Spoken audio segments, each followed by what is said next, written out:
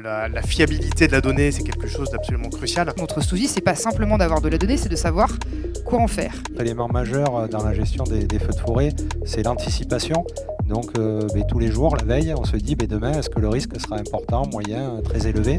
On se basait sur des données qu'on collectait à gauche à droite de manière assez empirique.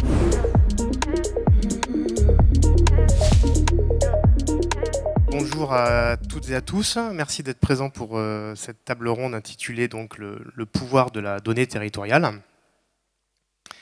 Alors pour ceux qui ne le savent pas encore, la donnée et en particulier la donnée territoriale qui va être l'objet de la discussion d'aujourd'hui sont la future matière première de la conduite des politiques publiques.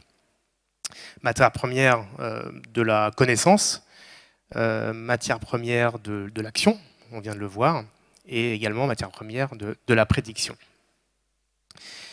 Donc, moi, je suis Pierre Perrault, je suis directeur associé du cabinet Onyx. On accompagne des collectivités territoriales dans un certain nombre de sujets liés à l'aménagement numérique par les infrastructures, les services et également désormais la donnée. Et donc, aujourd'hui, suite à la présentation du colonel Walter Garcia, nous avons bien vu que avec cette application, ce cas d'usage concret, mieux détecter les feux de forêt, on voit comment, à partir d'une donnée source, on peut arriver à une application très concrète de l'exploitation de la donnée. Et ce que je vais vous proposer aujourd'hui dans cette table ronde, c'est de faire un peu un parcours en 3 temps de la vie d'une donnée, à partir de la captation d'une donnée, donc à partir d'une caméra qui capte une image, jusqu'à la plateforme de partage et donc d'organisation de la donnée, et en passant par des problématiques de choix technologiques et de gouvernance. Donc, pour présenter ces différents temps, je suis en présence de 4 représentants parfaits pour ce parcours de la donnée. Le SDIS 33, avec le colonel Walter Garcia qui se présentera à nouveau après mais qui va représenter dans notre histoire finalement la problématique de la collecte et de l'usage opérationnel de la donnée.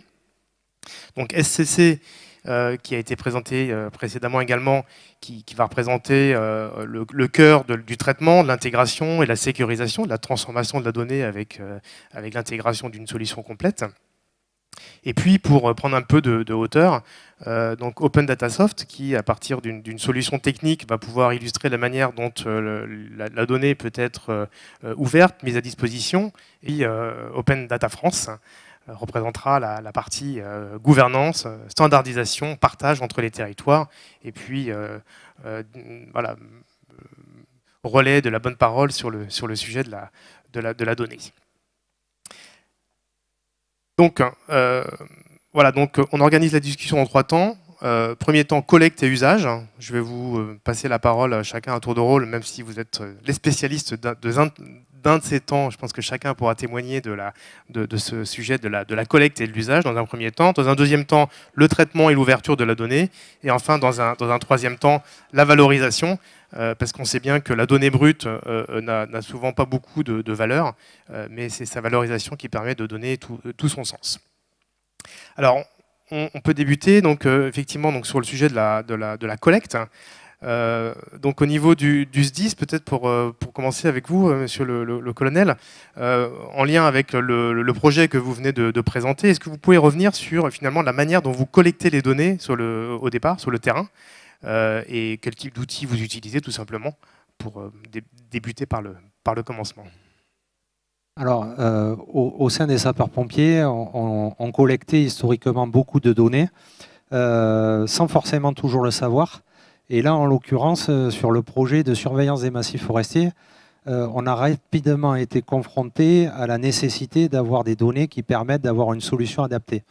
Dans le cas du sourcing, régulièrement, on était sollicité par des sociétés qui étaient en capacité de développer la solution dont on avait besoin, mais il leur manquait une base de données adaptée de départ de feu pour pouvoir faire évoluer leur algorithme de manière efficiente. Donc on était un petit peu otage avec une solution qui existait, qui avait été basée historiquement avec des captations d'images qu'ils avaient faites dans le département où ils étaient implantés. Mais nous, on n'avait pas grand-chose. Et souvent, on conduisait nos partenaires à dire malheureusement, on n'a pas de source de données à vous communiquer. Du coup, face à ce constat, on s'est dit demain, quand on aura notre solution, on voudra absolument pouvoir être maître de notre donnée et pouvoir en faire ce qu'on souhaite. Et donc, dans le cadre de notre projet, on s'est dit on va capter des images qu'on va vouloir conserver chez nous, maîtriser, en sachant qu'on était, mais on y reviendra peut-être tout à l'heure, confronté à différentes contraintes pour bien collecter cette donnée. Mais en tout état de cause, on collecte des images qui nous permettent de fiabiliser ou pas une alarme. Et je ne l'ai pas dit, mais parallèlement à tout ce dispositif, chacune de nos caméras, on a associé une station météorologique qui nous permet aussi d'avoir à l'instant T des données météorologiques qui sont prépondérantes pour nous, puisque vous en doutez bien, la virulence et le sens d'un feu va souvent être guidé par le sens et la virulence du vent.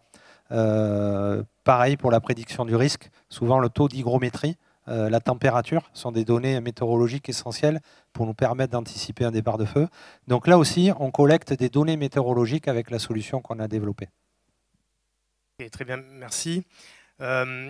Pour rester dans la partie technique, donc Arnaud, peut-être que tu peux présenter SCC en 2 mots. Et la première question que je voudrais te poser, c'est au niveau SCC, voilà, quel rôle vous pouvez jouer dans la mise en place d'infrastructures pour cette première étape de collecte de données. Et on va le voir dans la discussion, la fiabilité de la donnée, c'est quelque chose d'absolument crucial. Comment est-ce qu'avec les outils que vous pouvez mettre en place, on assure cette fiabilité ? Alors bonjour à tous, on m'entend, c'est bon. Ouais. Bonjour à tous, Arnaud Lemoine, donc SCC, vous l'avez entendu juste précédemment, on a eu la chance de déployer le projet du SDIS 33 dans le cadre du projet de surveillance des massifs forestiers. Donc moi je suis en charge du département Smart City pour SCC et on déploie donc des projets d'innovation évidemment autour de la donnée, mais pour rendre innovants, performants finalement les territoires d'aujourd'hui, ce qu'on appelle les TCD ou de plus en plus. Comment aujourd'hui SCC se positionne là-dedans? Effectivement, donc, en tant qu'intégrateur, ce qu'il faut comprendre, c'est qu'SCC n'est ni éditeur de logiciels, ni constructeur de matériel. Ce qui veut dire que nous sommes à la fois en capacité de tester, de déployer finalement n'importe quel type de solution. Nous n'allons pas pousser une solution versus d'autres qui pourraient faire le job. Et SCC a aussi une ADN très très forte, c'est que nous venons du monde de l'infrastructure, de l'IT. Ce qui veut dire que nous réconcilions finalement le monde de la DSI et de l'IT avec les métiers pour pouvoir les structurer, les sécuriser et les stocker. Et maintenant, sur la question comment est-ce qu'on fait effectivement pour rendre la donnée la plus pertinente et la plus structurée et exploitable possible, je vous laisserai aller peut-être plus dans le détail sur cette partie technique. Mais donc nous SCC, un point très fort, c'est qu'on a toujours une approche métier et comme l'a très bien dit Walter Garcia juste avant, c'est le sujet de la contextualisation de la donnée. Une détection de départ de feu, c'est une chose, mais la contextualiser par rapport à une météo, un point GPS, une triangulation, ça demande un peu plus que juste du déploiement de licence d'un partenaire, mais aller véritablement dans le cœur de la solution. Très bien, merci. Alors avant de replonger dans la partie technique, Constance, peut-être est-ce que vous pouvez présenter en quelques mots Open Data France, pour ceux, les quelques-uns peut-être qui ne connaissent pas. Et puis je vous repose encore cette première question d'entrée. Pourquoi il est crucial d'avoir des données de qualité dès la collecte pour tout le cheminement qui vient derrière et quels conseils vous pouvez donner aux collectivités qui s'engagent dans des parcours data ou dans des projets de structuration de la donnée sur leur territoire. Merci beaucoup, bonjour à tous. Alors effectivement, Open Data France est une association qui a été créée en 2013, je vous le donne en mille, à Toulouse. Donc j'espère qu'effectivement vous connaissez l'association puisque je suis très heureuse d'être là, entre guillemets, sur vos terres, sur ces terres d'origine de cette association dont je suis présidente depuis un peu plus de 2 ans. C'est une association qui réunit dans ses adhérents des collectivités territoriales. Notre cœur de métier, c'est de parler de données publiques, de l'ouverture des données, du traitement des données, du partage des données, de son utilité, de son interopérabilité, de sa collaboration, de sa standardisation, etc. Et bien entendu, j'ouvre ça sur des champs des possibles un peu plus larges, de l'open data à la data de manière générale, ouverte ou non, mais c'est bien la structuration de l'écosystème de données qui nous intéresse. Et puis demain, il n'y a pas d'IA sans data, et donc si on doit parler d'outils ou de services d'intelligence artificielle, il faut nécessairement avoir abordé la question de la donnée d'abord. Donc c'est la raison pour laquelle l'association a vocation à faire à la fois du plaidoyer vis-à-vis de certaines instances, de certaines structures nationales, à la fois de partager au sein des collectivités locales, et puis bien entendu de fournir du contenu, fournir de la mise à jour, etc. Et je pourrais peut-être en reparler tout à l'heure, mais par exemple, nous venons de mettre à jour notre observatoire de la donnée territoriale. N'hésitez pas à aller le consulter sur le site d'Open Data France. L'observatoire de la donnée, c'est une photographie à l'instant T de l'état de l'ouverture des données dans les territoires en France. Et ça, c'est Open Data France qui vient de le mettre à jour cet été, après plusieurs années sans que cela n'ait été fait. Pour répondre à votre question, je veux quand même commencer par vous donner une définition, parce que c'est intéressant d'avoir une table ronde sur la donnée territoriale. Mais c'est quoi la donnée territoriale? Alors, je suis venu avec une définition qui est celle du CNIG, le Conseil national de l'information géolocalisée. Une donnée territoriale, c'est une donnée numérique rattachée à un territoire et qui présente un intérêt dans le cadre d'une politique publique territoriale. Pourquoi c'est intéressant de donner une vision spécifique sur la donnée territoriale? Parce qu'on est vraiment dans un outil, dans un dispositif d'aide à la décision, d'aide aux politiques publiques, à la fois pour les élus et pour les agents. Ça veut dire qu'on vient chercher une fonction utilitaire qui est intrinsèque dans sa définition, dans sa façon d'être. Ça veut dire que politiquement, pour la collecte, il faut se mettre en ordre de marche et prendre des décisions qui permettent d'avoir les outils, les moyens humains, les moyens financiers, les moyens techniques de collecter cette donnée. Alors ça passe par plusieurs choses. Ça peut être de structurer un service data. Dans les collectivités, on a des métiers aujourd'hui qui n'existaient pas il y a encore quelques années. À la fois, c'est plus simplement des chargés de mission open data. Hein. On a bien entendu des pôles SIG qui sont très conséquents. Et c'est bien notamment les pôles SIG qui font la base des jumeaux numériques. On en reviendra peut-être tout à l'heure, parce que les jumeaux numériques sont notamment basés sur les données géographiques. On a des pôles data, donc je l'ai dit, aussi en amont et en aval, data stratégiste, data analyst, etc. Tout ça sont des métiers dans les collectivités publiques qui sont assez nouveaux et qui sont souvent structurés autour de la dynamique dite Smart City, territoire intelligent, parce que qui dit stratégie de territoire intelligent, dit capteur, c'est pas que de la caméra, hein, on est aussi sur d'autres manières de collecter cette donnée, de la traiter, de l'analyser. Donc ce sont des nouveaux métiers, ça nécessite des moyens, ça nécessite derrière une cybersécurité renforcée, ça nécessite un centre de pilotage, un hyperviseur, etc. etc. Donc aujourd'hui, les collectivités, elles sont pleinement, je dirais, matures sur ces sujets-là, si on parle vraiment de la collecte de la donnée. Maintenant, notre souci, c'est pas simplement d'avoir de la donnée, c'est de savoir quoi en faire. Et c'est peut-être, à mon avis, l'objet de la suite de la table ronde. Exactement. Donc voilà, donc pour compléter donc ce tour d'horizon, donc Jean-Marc, tu représentes Open Data Soft, et donc je te pose la même question. Comment est-ce que la plateforme d'Open Data Soft, hein, qui est une solution, est-elle finalement à standardiser, hein, donc il y a aussi un sujet de standardisation pour favoriser l'échange, hein, est-elle à standardiser les données dès leur collecte ou postérieurement à leur collecte initiale? C'est sûr qu'on s'attache à un problème assez vaste parce que comme ça vient d'être rappelé à travers la définition, les données, ça peut être plein de choses.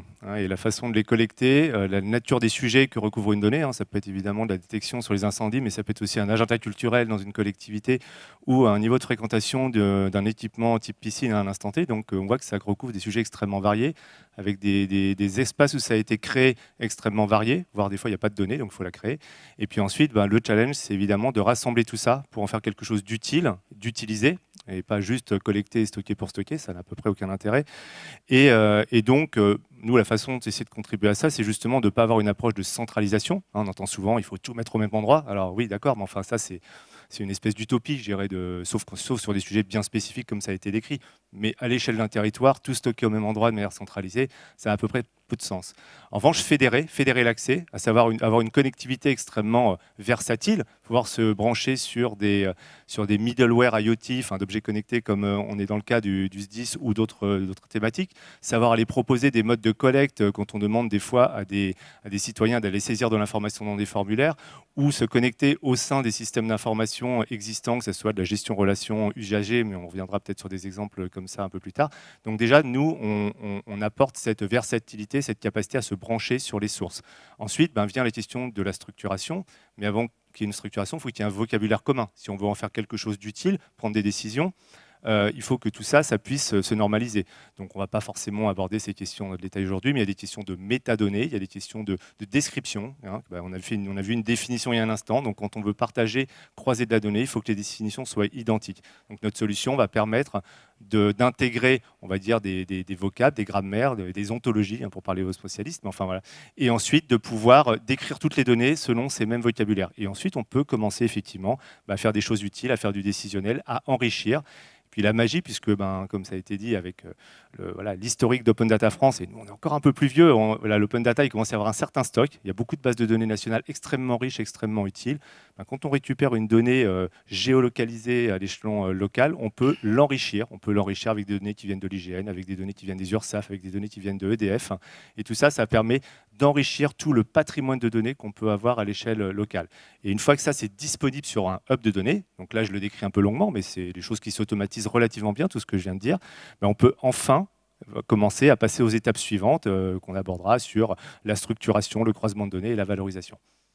Et alors du coup, pour qu'on comprenne bien, par exemple, un utilisateur final, comme le SDIS, qui souhaite utiliser votre plateforme, au stade de la collecte, est-ce qu'il doit respecter un certain nombre de règles, ou bien c'est la plateforme qui va s'assurer justement de la retranscription dans un certain nombre de standards? Comment ça marche exactement? L'objectif, c'est de ne pas réinventer des standards, il en existe déjà beaucoup, hein, et globalement, on va dire, heureusement, Internet a bien standardisé la façon dont les données... nous, on a une certaine habitude, alors pas sur votre thématique, hein, mais on travaille beaucoup avec des sociétés comme Birds, un filiale de Veolia, qui a tout un patrimoine d'objets connectés. Là, on ne va pas forcément rentrer dans la tuyauterie, mais on a l'habitude de se connecter à ce genre de choses, soit pour aller chercher nativement la donnée si elle-même, parce qu'encore, on parle souvent de solutions qui sont en dur sur le terrain. Un capteur, ça sort de là, on ne se connecte pas comme ça à un capteur. Il y a souvent une couche logicielle intermédiaire, propriétaire, ce qui n'est pas négatif en tant que tel, puisqu'elle doit assurer des services d'exploitation extrêmement robustes. Donc soit on a la capacité d'aller se brancher là-dessus, et ça on va développer des connecteurs, et dans l'autre sens, on permet aussi à des données avec des API qui permettent, ça communique dans les deux sens. J'ai envie de dire, c'est pas le problème aujourd'hui. Hein. Enfin, c'est pas ça qu'on rencontre comme difficulté dans la mise en place des projets. Et si je peux me permettre, parce qu'on a le droit d'intervenir. Bien sûr. Non, ce que je voulais dire, c'est que l'intervention du colonel Walter Garcia, et dans son introduction, vous avez dit que vous n'étiez pas technique, vous êtes plutôt opérationnel, comme vous l'avez dit. Donc je me permets de le dire. Aujourd'hui, quand un SDIS émet ce type de marché de données, c'est la problématique de la réponse que l'intégrateur et le soumissionnaire va faire. Donc on aurait pu tout à fait faire une proposition avec des capteurs sur les arbres, avec des capteurs, je sais pas, ou du stationnaire, ou voilà. Et finalement, c'est à nous d'aller créer la donnée parce qu'elle n'existait pas en fait. Très bien. Alors voilà que notre donnée est maintenant collectée. Donc son deuxième temps, enfin un de ses deuxièmes temps de vie, c'est donc la structuration dans le parcours. Hein. Donc on peut garder en tête que la donnée, donc elle permet de connaître et d'agir, mais pour ça il faut qu'elle soit structurée pour qu'on puisse la traiter. Alors pour revenir à l'exemple du SDIS, hein, dans votre projet très particulier, très spécifique, comment avez-vous décidé d'organiser les données une fois qu'elles étaient collectées? Et selon quelles règles? En fait, on a été, je dirais, aiguillé par des contraintes qui nous étaient posées. Et aussi, on est en pleine réflexion sur des opportunités qui nous sont offertes. Au niveau des contraintes, comme je disais tout à l'heure, on a demandé l'autorisation de pouvoir prendre des images parce que ce sont des données très particulières. Et dans ce cadre-là, on a été soumis à un certain nombre d'obligations. Donc, je vous ai cité tout à l'heure le fait de flouter les images à un certain niveau de zoom pour se prévenir de tout risque d'accès à des données à caractère personnel. Il y a aussi les délais de stockage qui nous sont imposés, avec des possibilités de dérogation. Et il y a un troisième élément essentiel, et c'est aussi la finalité de la donnée, puisque notre donnée est captée dans un but précis. Et on a été confronté très rapidement, quelques jours après avoir mis en place le dispositif, on a eu des sollicitations pour d'autres finalités, donc de manière concrète. Et nous, on capte des images pour détecter des feux, et on a eu des demandes d'images pour savoir si telle dégradation sur tel véhicule, on pouvait les voir à partir de nos caméras. Donc on a des contraintes qui sont fixées par les autorités pour faire en sorte que la donnée soit un minimum structurée, gérée de manière correcte et adaptée par rapport à ce que la société pourrait accepter vis-à-vis de ces choses-là. Et ensuite, il y a des opportunités sur lesquelles on va devoir travailler, puisque maintenant on a de la donnée. Je vous parlais d'interfaçage avec les départements voisins. Donc ça, c'est de vraies opportunités qui s'offrent à nous, de pouvoir rapidement partager des données, soit dont nous serions propriétaires et que nous pourrions mettre à disposition de nos voisins, ou inversement. Donc là, il y a tout un travail conjoint à mener avec nos éditeurs pour savoir techniquement, est-ce qu'on pousse, est-ce qu'ils viennent consulter. Alors là, je parle de manière néophyte, mais j'ai l'impression que toutes les solutions sont possibles, à nous d'être clairs dans le besoin fonctionnel que l'on a. Et en tout cas, on a des opportunités qui s'ouvrent d'échanges sur des données qu'on n'avait pas forcément avant, et maintenant qui peuvent servir à plusieurs acteurs et qui vont au-delà de nous-mêmes, qu'on n'avait pas imaginé ces échanges-là au départ. Et alors du coup, dans ces relations avec ces acteurs qui arrivent de manière un peu opportune, oui. Est-ce que votre expérience, c'est qu'il faut que vous respectiez un certain nombre de formats pour que justement eux puissent les utiliser facilement? Alors, je dirais oui et non. Effectivement, il y a des standards, il y a des formats techniques qu'il n'y a pas besoin de réévaluer. Par contre, le sentiment que j'ai, c'est qu'il y a aussi des solutions techniques qui permettent, même si la donnée au départ n'est pas sous le format souhaité, de manière simple et automatisée, rapide, de permettre à nos partenaires ou inversement à nous de récupérer cette donnée et de pouvoir l'exploiter dans notre environnement à nous. Et donc ça, c'est peut-être le travail de l'intégrateur, justement, de faire cette passerelle. C'est un sujet ou ce sont des choses qui sont complètement natives et très simples? Alors tout à fait pour rebondir là-dessus, et aussi ce qu'a dit Constance tout à l'heure sur les hyperviseurs. Enfin, je veux dire, contextualiser les données, faire parler ce qu'on appelle les superviseurs, donc les solutions finalement métiers les unes avec les autres pour que une solution parle avec elle, mais surtout déverse sur un même endroit finalement pour pouvoir avoir toutes ces données. C'est évidemment aujourd'hui une réalité. On n'est plus du tout dans l'état de l'imaginaire, mais plutôt de la réalité, avec ce qu'on peut appeler aujourd'hui des retours sur investissement, des cas concrets. Dans le cadre d'une détection de départ de feu, on va parler en surface sauvée. C'est un ROI concret et tangible. Et aujourd'hui, interopérabilité des plateformes entre elles, c'est un critère quasiment, c'est pas un nice to have, c'est un must have nécessaire en 1, voire en 1++, aujourd'hui dans les critères de sélection de nos clients aujourd'hui. Il faut que ce soit capacité de faire du on-premise ou du cloud, opérable, avec des API documentés, ce que disait tout à l'heure Jean-Marc, évidemment. Et du coup, vous avez des recommandations à faire pour les collectivités qui se lancent par rapport à cette question des formats de données à traiter? Il n'a pas cassé quand il est tombé. C'est bon? Ou pas? Si. J'étais en train de réagir en même temps parce que ma réaction était encore plus dans le public. L'interopérabilité et les différents critères qui ont été évoqués là sur les standards, mais l'interopérabilité en 1+++, c'est le critère numéro 1 aujourd'hui dans le secteur public et dans les collectivités lorsqu'on a le choix et des propositions de solutions. Des solutions et des offreurs de solutions, il y en a pléthore. On ne va pas se mentir, il y a une hyper concurrence des élus. Oui, parce que je ne l'ai pas précisé, mais moi non plus, je ne suis pas technicien, je suis modestement que élu. Donc je suis vice-présidente de la métropole d'Angers et vice-présidente de région, de la région Pays de la Loire. Et donc, je n'ai pas ce point de vue technique. En revanche, ma casquette politique me fait dire qu'on ne peut pas se permettre d'avoir autre chose que des solutions qui sont ouvertes. Aujourd'hui, on est même plus bascule complètement sur de l'open source quand on le peut.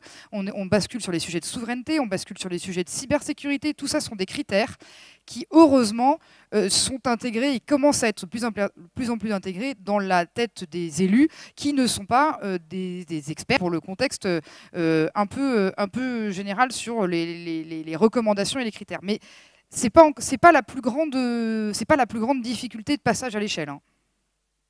Et là, j'attends une autre question pour me tendre la perche. Quelle est cette difficulté?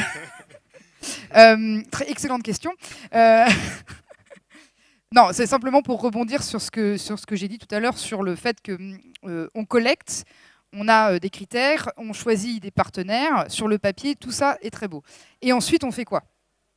Aujourd'hui, la situation, c'est vraiment celle-là, c'est qu'on a d'un côté des collectivités qui voient l'intelligence artificielle comme un truc hyper clignotant, glamour, à la mode, etc. Chouette, faisons tous de l'IA, mais derrière, ils n'ont aucune donnée structurée pour l'alimenter.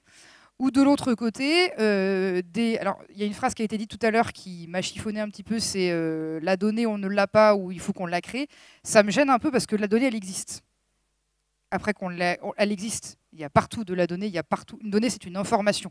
On en fait quelque chose, on n'en fait pas quelque chose, mais elle existe formellement. Donc mon autre côté, c'est les collectivités qui ne savent pas comment transformer l'essai d'une structuration de leur écosystème de données. Alors il y a plusieurs étapes. Et aujourd'hui, on a des collectivités comme la mienne qui ont des étapes de gouvernance, notamment structurer une gouvernance de la donnée. Ça me paraît essentiel. On a, dans mon territoire, à Angers, on a voté politiquement un document auprès des élus, auprès des maires, qui est une stratégie métropolitaine de la donnée, qui vient écrire des grands principes, une sorte de doctrine territoriale. Qu'est-ce qu'on fait? Jusqu'où on va? Quelle est notre limite? Quelle est notre vision sur... On a un tout petit volet sur l'IA, parce qu'on va désormais avoir une stratégie sur l'IA, mais c'est un autre volet. Jusqu'où on va avec le privé, jusqu'où on va en termes d'open data, pour quel service, pour quel objectif, pour quel retour sur investissement. A été évoqué le sujet, j'ai dit tout à l'heure, effectivement, hyperviseur. L'hyperviseur, il est alimenté par des superviseurs métiers. Ces superviseurs métiers, ils ont besoin de données métiers. Avoir des données métiers, ça veut dire avoir des directions métiers qui elles-mêmes ont une maturité en matière de données, d'avoir des référents data dans les différents services, etc., etc. Et tout ça, c'est un sujet éminemment politique. Et je le dis aussi un peu en mode presque un peu grave, c'est que à écouter les interventions et tout à l'heure, et même dans la programmation, j'entends pas, il n'y a pas beaucoup d'élus. Je m'en surprends un petit peu, je ne sais pas s'il y en a dans la salle, et ça me turlupine un petit peu, parce qu'on est sur des sujets éminemment politiques. Voilà, donc c'était pour la deuxième question le message que je voulais faire passer. Et l'enjeu, pour rester sur ce sujet donc de la charte ou bien de la politique publique de la donnée, voilà, typiquement, par exemple, sur votre territoire à Angers, puisque vous en avez réalisé une, en quoi si on peut rentrer un peu plus dans le détail de ce qu'elle dit et de ce qu'elle guide finalement dans l'action derrière. Alors, déjà, ça indique quelles sont nos priorités, quelles sont les politiques publiques dans lesquelles on veut aller. On veut faire des économies d'eau. OK, quelles données dans l'eau? On veut faire une optimisation au niveau de circuits de collecte dans les déchets. OK, quelles données on a besoin, avec quels partenaires pour pouvoir arriver à cet objectif? On veut optimiser notre consommation énergétique de candélabres. On veut performer sur la rotation des véhicules et les places de stationnement disponibles. Donc, on a commencé par lister toutes les politiques publiques, le cœur de métier d'une collectivité pour savoir comment la donnée pouvait être un outil d'aide à la décision, à l'action, à la valorisation et vraiment au passage à l'échelle. Et ensuite, il y a une autre partie qui est plus organisationnelle, c'est quel service, pour quelle direction, pour quel management. Est-ce qu'on met par exemple un grand monsieur data, monsieur ou madame data, qui serait collé au DGS ou au maire pour s'occuper de toute la politique data de la collectivité, ou est-ce qu'on met un référent data dans chaque direction avec un pôle data un peu plus séparé? Tout ça sont des choix, ça paraît peut-être un détail pour vous, mais pour nous, ça veut dire beaucoup. Parce que dans les collectivités, c'est quand même pas une paille de bouger les organisations. Donc il y a ça, il y a les moyens humains, il y a les moyens financiers, il y a les moyens logiciels, avec quels partenaires privés on est prêt à travailler. Jusqu'où on va en ouverture des données? Moi, j'ai des collègues qui ne sont pas d'accord avec moi sur l'ouverture des données. J'ai des collègues qui estiment que comme la collectivité, ça a un coût d'ouvrir les données. Ouvrir les données, ça a un coût pour les collectivités. Sauf qu'on l'ouvre, et on l'ouvre au privé, qui lui peut monter des services et gagner de l'argent dessus. J'ai des collègues qui voudraient que l'open data soit payant, ce qui est donc contraire à l'open data, puisque c'est le principe que le privé donnerait une licence ou un abonnement ou autre. Donc il y a toutes ces discussions qui sont éminemment politiques, qui sont essentielles dans une collectivité, et encore plus dans un moment où l'intelligence artificielle est au cœur des décisions et de l'action politique, vraiment, et ce sera au cœur des sujets des municipales, je le dis aussi. On a besoin de ce type de clarification, de doctrine et de documents à la fois politiques, stratégiques et organisationnels. Et pour être un peu provoque, hein, donc là, donc sur ce document qui structure la manière dont la donnée va être utilisée, elle nécessite une prise de conscience sur la nécessité de. À votre avis, quel est le pourcentage des collectivités aujourd'hui en France qui ont pris ne serait-ce que cette conscience-là? Alors, comme vous le savez, je vais parler par exemple de l'open data. On a un chiffre qui est à jour, mais qui est à prendre avec des pincettes, d'environ 30% des collectivités qui ont ouvert leurs données. Vous savez que en France, on a l'obligation pour les collectivités territoriales de plus de 3500 habitants. Jean-Marc connaît ça par cœur. Il a l'habitude d'entendre mon discours dans plein d'interventions qu'on fait ensemble. Les collectivités ont l'obligation d'ouvrir leurs données. Oui, mais c'est pas parce qu'on a l'obligation. Attendez, mais justement, c'est pas parce qu'on a l'obligation que c'est fait. Voilà. Parce que derrière, est-ce que le maire d'une commune de 4000 habitants, de 6000 habitants, de 8000 habitants, il a ouvert ses données? La réponse est non. Aujourd'hui, factuellement, c'est non. Je connais aussi des collectivités qui ont ouvert leurs données, mais qui n'ont pas de politique. Exactement, ou alors qui ont ouvert leurs données et qui n'en font pas grand-chose derrière parce que le politique ne s'en est pas saisi, ou alors qui sont en dessous des 3500 et qui ont une politique dynamique et qui ont ouvert, ou alors, voilà. Donc on a un petit peu de tout, on estime à environ 30% des collectivités qui ont ouvert leurs données. Après, on a un autre document très intéressant que je vous ai amené, et Jean-Marc pourrait en dire aussi un mot. Si ça vous intéresse la donnée territoriale, il y a un organisme qui s'appelle Data Publica qui publie des contenus très intéressants, et notamment son dernier observatoire IA et territoire, où on voit combien de collectivités ont lancé des projets IA, et donc derrière, combien ont des politiques IA, combien ont des politiques data, combien ont des services structurés, combien ont mis les moyens, combien ont des élus référents, etc. etc. Je vous prends un exemple très bête qui est purement presque égoïste. Je suis vice-présidente de région en charge du numérique et l'intelligence artificielle. Je suis la seule en France. Il n'y a pas d'autres vice-présidents en charge du numérique et de l'intelligence artificielle en France. Bah, c'est dommage, puisque c'est une vraie politique publique structurante. Donc il y a encore du chemin à faire. Très bien, quel chemin. Alors du coup, Jean-Marc, avec la solution Open Datasoft, est-ce que justement la plateforme que Open Datasoft propose, est-ce que c'est quelque chose qui peut être un marchepied, un simplificateur pour permettre aux collectivités d'entrer dans ce processus inéluctable, mais qui peine quand même à démarrer, puisque 30%, c'est pas encore beaucoup, je trouve. Alors oui, elle permet de démarrer par plein de bouts, hein, des plus innovants avec tout de suite de l'IA, mais il y a des choses à la limite, comme on est à Toulouse et en métropole. J'aimerais juste citer un exemple. Il y a le SICOVAL, donc un de nos clients, et qui vient de passer un an à inventorier, en se servant en partie de notre solution, mais à la limite de cette solution pour cataloguer, pour inventorier son patrimoine. Donc pour identifier, je crois, un peu plus de 200 sources de données. Et tu as raison, les données, elles existent. Je voulais juste dire tout à l'heure que, comme pour monsieur, des fois la source de données n'existait pas et ils ont installé les capteurs. Mais c'est pour aller chercher de l'information qu'ils n'avaient pas. Mais oui, la solution, je dirais, devient secondaire. C'est avant tout pour appuyer une démarche de gouvernance nouvelle ou portée effectivement au niveau décisionnel politique par les directeurs généraux, les directeurs de services et les équipes data, de se dire, et ça a pris un an, si je crois, ce projet, d'inventorier et surtout de mettre en place les mécanismes de mise à jour. Parce que c'est un peu comme l'open data. C'est-à-dire qu'il y a des gens, effectivement, ils ont coché la case. Il y a eu une loi en 2016, ils ont dit, OK, j'ai coché la case, et puis les jeux de données n'ont pas été mis à jour pendant 2 ans, 3 ans, ça ne sert plus à rien. Donc là, c'est à peu près la même chose. Si ce n'est pas un outil de transformation, mais pas juste de transformation numérique, de transformation des métiers, c'est un sujet RH aussi. C'est qu'est-ce qui fait que demain, l'agent public, alors moi je ne suis pas du côté service public de ce point de vue-là, mais aura encore un métier qui se sera réinventé, parce qu'il y a des nouveaux métiers, comme tu l'as dit, mais pas que des métiers autour de la donnée. Comment est-ce qu'on va transformer les métiers existants, comment est-ce qu'on va mieux réaliser les missions de service au public, divers et variés, et en collaborant, parce que certes, les territoires, dans leur définition, ont des compétences similaires, mais ont des réalités extrêmement différentes les uns des autres, des modèles d'organisation.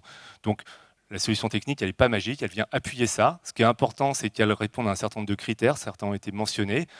C'est d'abord des critères de, il faut que ça marche tout de suite. Je veux dire, on n'a pas le temps de redévelopper des solutions. Je pense qu'au catalogue des SCC, nous on en est une, des solutions qui fonctionnent. Et en France, en plus, si on veut respecter les critères de souveraineté, d'indépendance technologique, il y en a des tonnes. Donc il faut les faire, il faut les utiliser, il faut les co-construire comme ça a été présenté dans le cas du SDIS. Et je dirais qu'on est là, nous, en tant que fabricants technologiques, français a fortiori, souverain, si on emploie ce terme-là, qui n'a pas trop une définition assez à discuter, on va dire. Mais en tout cas, voilà, il faut y aller. Donc oui, on vient en appui de ce genre de choses, bien sûr. Et alors du coup, une question que je peux vous poser à tous les deux, qui est les représentants un peu plus industriels du sujet. Une fois qu'on a la donnée et qu'on l'a structurée, on a deux problématiques importantes. C'est la sécuriser, d'une part, et puis également la faire vivre, parce qu'une donnée, elle vit forcément. Comment, avec vos solutions, avec vos partenaires, vous arrivez à répondre à cette problématique à la fois de sécurisation et puis de maintien en vie et donc à jour d'une donnée qui par nature, évolue tous les jours? Je vais garder le micro tant que je l'ai. Puis, la sécurisation, aujourd'hui, alors sans rentrer dans le détail, mais on va avoir à la fois tourné sur des infrastructures qui elles-mêmes le sont. Nous, on est une solution SaaS sur le cloud depuis le début. Donc, il y a 14 ans, personne ne voulait bosser avec nous parce qu'il fallait que ça tourne dans sa cave, sur son serveur. Aujourd'hui, on est capable d'assurer, d'avoir des garanties de service et de sécurisation. Voilà, on utilise au quotidien des services en ligne qui tournent sur des infrastructures cloud. Donc, on répond à des cahiers des charges extrêmement précis, y compris d'organismes, d'infrastructures vitales, et ça fonctionne. Donc, on y arrive. Enfin, ça, c'est plus tellement le sujet. Il y a aussi des offres en France qui permettent ça. Comment est-ce qu'on le fait vivre? C'est ça la question. Par l'usage. À un moment donné, je pense que l'inventaire de son patrimoine de données, c'est avant tout aussi pour mesurer son utilisation. À quel moment? Et là, il y a des outils techniques très simples. On aime bien dire qu'on est une solution de marketplace de données, pas au sens monétisation, mais la même expérience qu'un e-commerçant qui vend des produits. On parle, la donnée est un produit, et on doit, dans le back-office, comme tout bon e-commerçant, mesurer l'usage et puis mettre les produits en avant, voir s'ils sont utilisés. Et quand ce n'est pas utilisé, donc ça devient un outil pour les DSI aussi, de dire on m'a fait faire telle mise en qualité de données, on m'a fait fabriquer tel rapport décisionnel, je le vois que ce n'est pas utilisé. Personne ne vient se connecter dessus.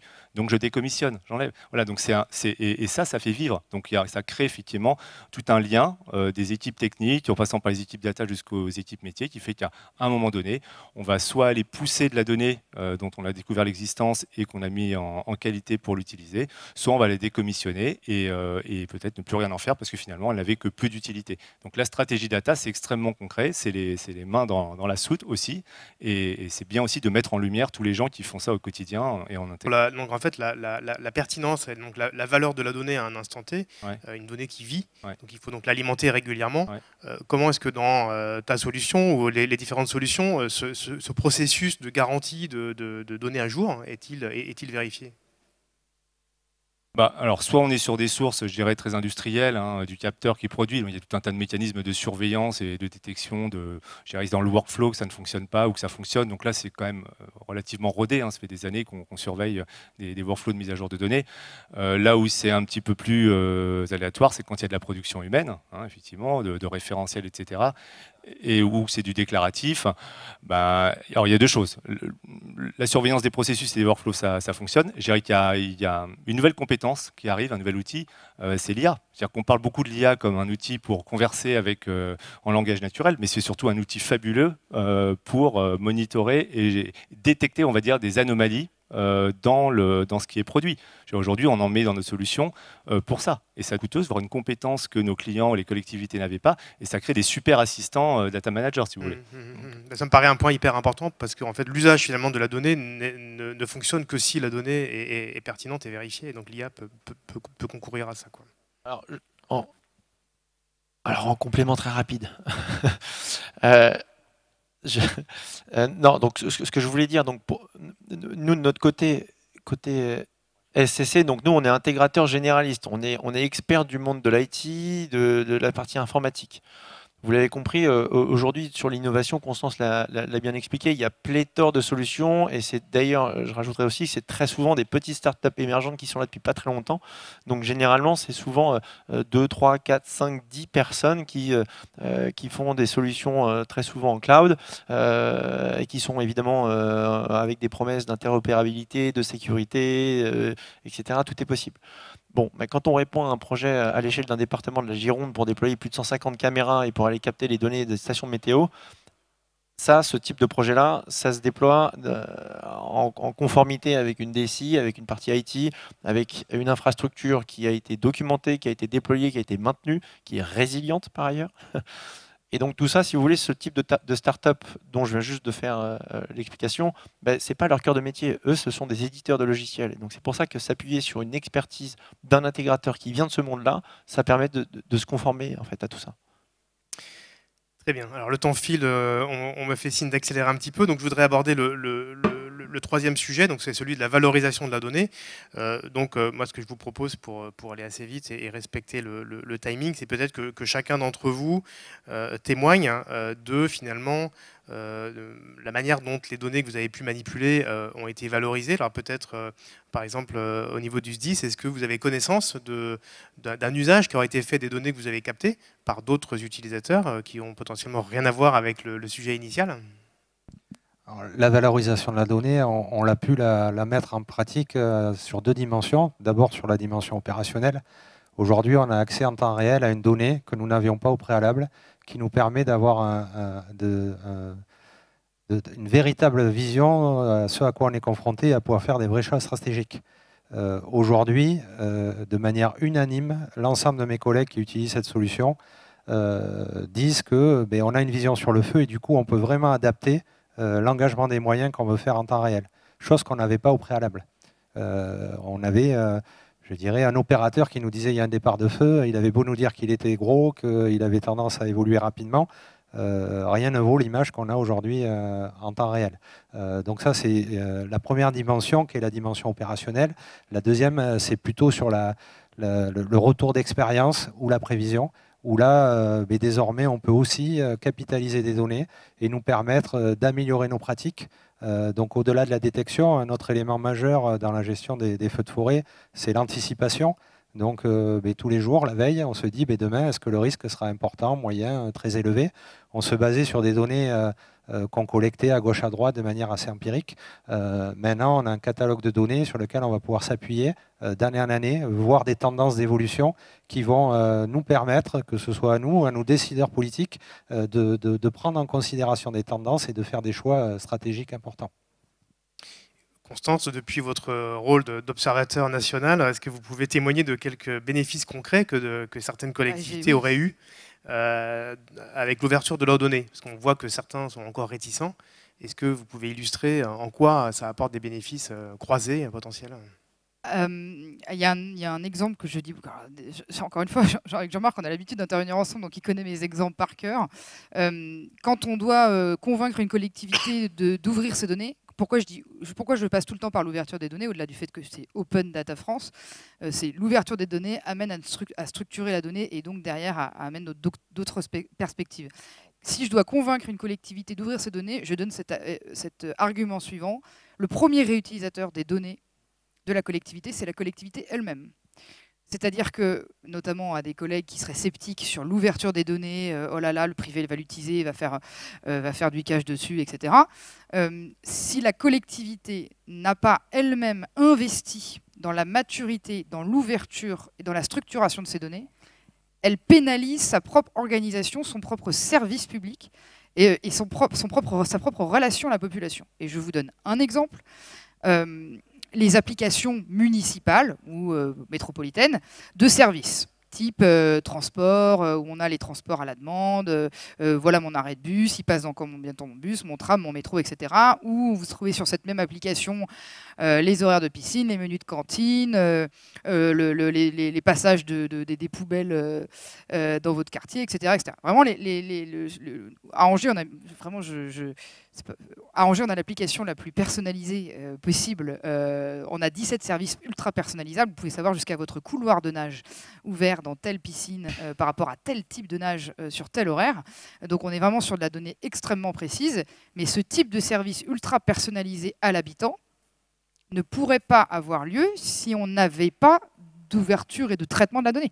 C'est pareil pour l'agenda. Si vous voulez vous abonner qu'au théâtre, pas à l'opéra, dans tel théâtre, pas à l'autre, au public, pas au privé, ou etc., que vous affinez vos critères de sélection sur l'agenda municipal et donc dans l'application, si on n'avait pas nous-mêmes, au sein du service culture, un traitement qualitatif de la donnée, ça ne fonctionnerait pas. Et moi, aujourd'hui, j'ai un gros sujet à l'échelle régionale sur les données de transport, où la mobilité, c'est un enjeu prépondérant pour les Français, de passer du vélo ou de la trottinette au train en repassant par la voiture, puis les transports en commun de la métropole. Et donc, comment je passe d'un transport régional à un transport municipal ou métropolitain.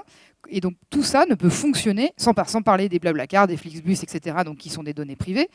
Et donc, pour ça, il faut avoir de la donnée, il faut la traiter et il faut la regrouper et qu'elle soit qu'elle soit partagée. Donc tout ça, ce sont des sujets éminemment du moment sur lesquels les collectivités sont relativement mobilisées. Et comme je pense qu'on n'aura pas à nouveau la parole pour conclure, j'aimerais quand même à nouveau vous dire une petite phrase, parce que le titre, c'est quand même le pouvoir de la donnée territoriale. La donnée, c'est la connaissance. Et la connaissance, c'est le pouvoir. Si on doit résumer vraiment comme ça. Et c'est aussi ça que je dis aux élus pour convaincre, parce qu'encore une fois, j'ai ma casquette d'élu vis-à-vis d'autres élus. Connaître son territoire, c'est avoir le pouvoir dans le sens faire pour son territoire. Et donc la donnée est une source de connaissances, et donc c'est aussi partager le pouvoir, parce que sinon c'est une dictature. Et ben, il faut pouvoir promouvoir les communs numériques, donc l'ouverture des données, et son partage et son interopérabilité. Si vous me permettez, on va conclure là-dessus, à moins que vous vouliez compléter sur deux.